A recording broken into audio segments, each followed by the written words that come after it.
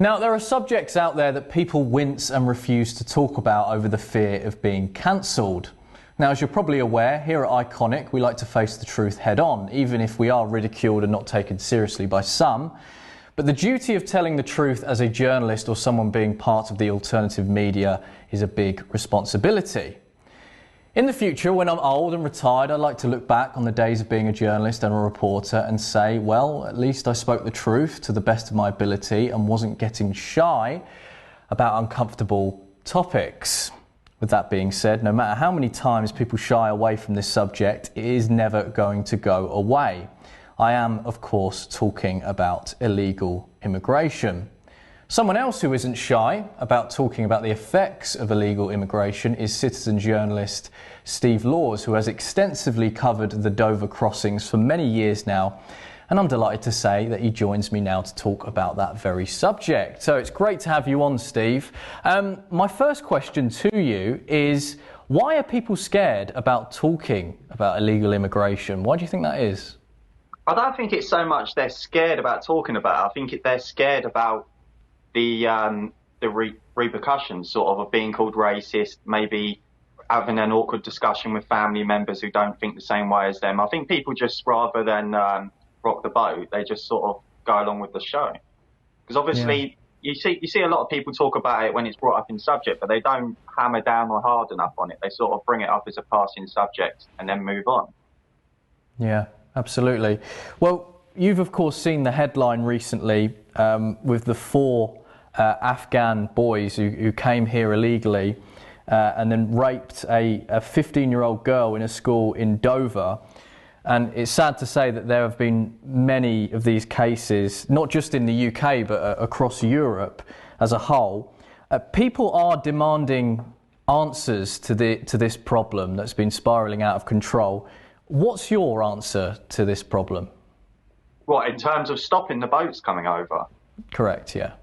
Well, ultimately, it comes down to the fact that you have to push them back at sea. That's the cruel to be kind approach. It's the only way to stop them.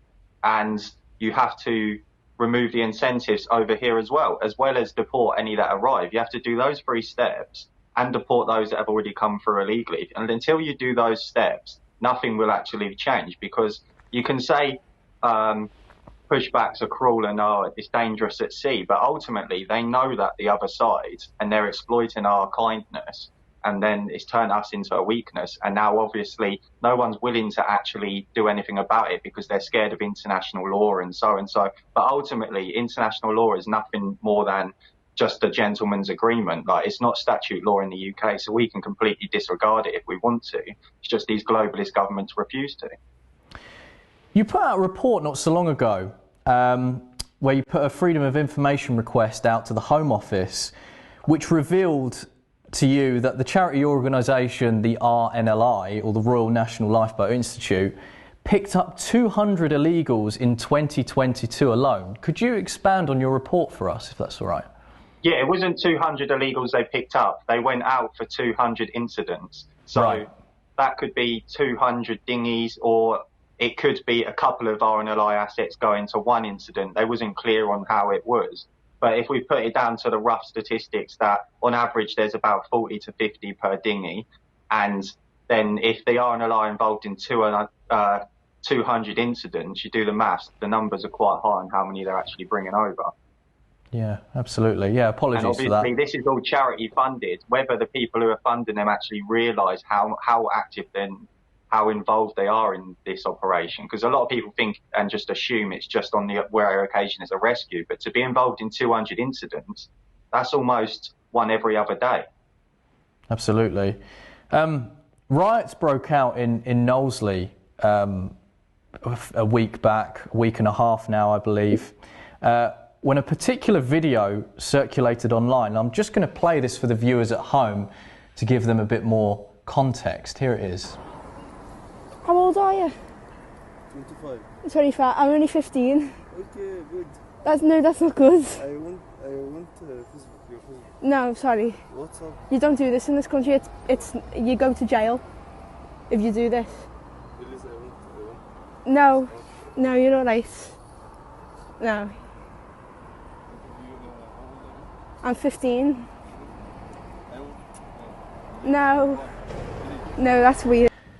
Now, you've seen that clip of the illegal migrant approaching a young girl. In your opinion, do you think that the UK has reached a breaking point when it comes to the subject of illegal immigration? I'd like to think we've hit a tipping point in terms of the fact that people are more getting vocal and angry against the subject now. But the problem is we've seen the public get angry before, and then all of a sudden it all sort of fizzles out and then ultimately comes to nothing. We need to kind of do what they're doing in Ireland and keep up the pressure left, right and centre all over the country, because ultimately this government will not do anything about it until they're forced to. And it seems like it's government policy at the moment to be bringing these people in. So ultimately, we're going to have to force the government's hand to change that. So that's going to mean protests, all sorts, approaching it from various different angles, just raising awareness, leafleting, talking about it to the subject to locals. There's so much that needs to be done just to get people aware on how bad it is, because a lot of people are only realising about it now, even though most of us have been in the know for years on it. And you've been covering this subject for many years now. I believe you got into this because, of course, you're a dad yourself and you're concerned about your children's well-being, because it seems to me that in your area as well, where you're covering it, especially going down to Dover, that it's just completely spiralling out of control. There's rumours, to say the least, online that these illegals are not in fact illegal, that they are part of a United Nations army being brought here purposefully. What do you say about those rumours? From everything I've seen and the amount of illegals I've spoken to and interacted with and witnessed over the years, they're not UN soldiers. They're just here to exploit the system, to take advantage of our country and ultimately get a free house and all of that.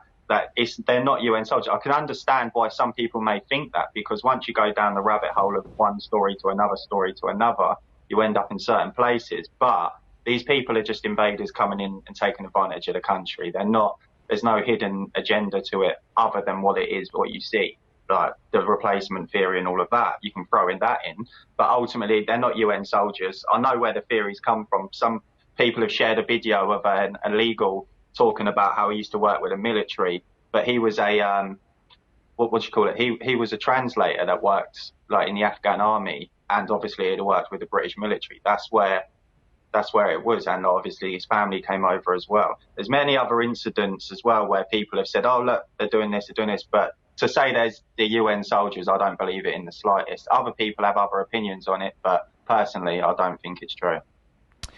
And I guess last question: Do you think politics still can play its course into stopping the boats from coming over, or do you think that it's all just completely so much by design now by both sides, Labour and Conservative, that there isn't a solution in politics?